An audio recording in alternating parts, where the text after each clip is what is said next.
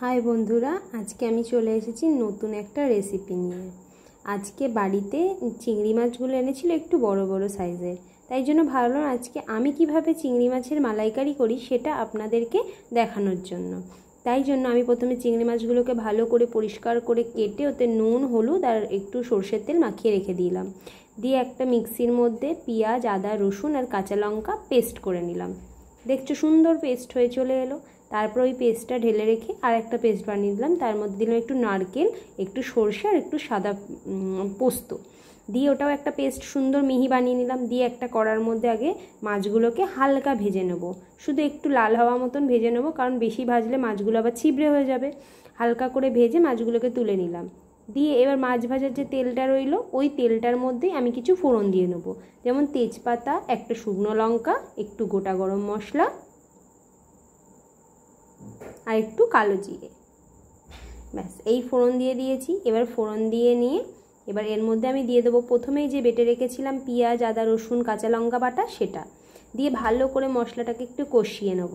কষিয়ে নিয়ে যখন এর থেকে তেল ছাড়বে তখন এর মধ্যে দিয়ে দেবো সর্ষে পোস্ত আর নারকেল বাটাটা। খুব ভালো মিহি করে বেটে নিয়েছি একদম। নারকেলটা খুব কচি ছিল বলে আমি আর এটা দুধটা বার করিনি, ওটাই বেটে দিয়েছিলাম। এইটাকে ভালো করে কষতে হবে যতক্ষণ না তেলটা ছাড়ে। দেখছো খুব সুন্দর তেল ছেড়ে গেছে। এর মধ্যে দিয়ে দেবো এবার নুন হলুদ কাশ্মীরি লঙ্কার গুঁড়ো আর সামান্য মিষ্টি, আর কিচ্ছু এর মধ্যে দেবো না। কাশ্মীরি লঙ্কার গুঁড়োটা দেওয়া সুন্দর একটা কালার আসার জন্য। আর চিংড়ি মাছের মালাইকারি একটু মিষ্টি মিষ্টি না হলে ভালো লাগে, তাই জন্য সামান্য একটু মিষ্টি দিয়ে দিলাম। দিয়ে এবার মিক্সির ধোয়া জলটাও দিয়ে দিলাম। দিয়ে ভালো করে মশলাটাকে কষিয়ে নেব। দেখতেই পাচ্ছ আমি কত ভালোভাবে মশলাটাকে কষিয়ে নিলাম। নেওয়ার পরে তেল ছেড়ে দিয়েছে। এর মধ্যে চিংড়ি মাছগুলোকে দিয়ে দেবো। চিংড়ি মাছগুলোকে দেওয়ার পরে এটা চিংড়ি মাছের সমেতও একটু ভালো করে কষে নেব।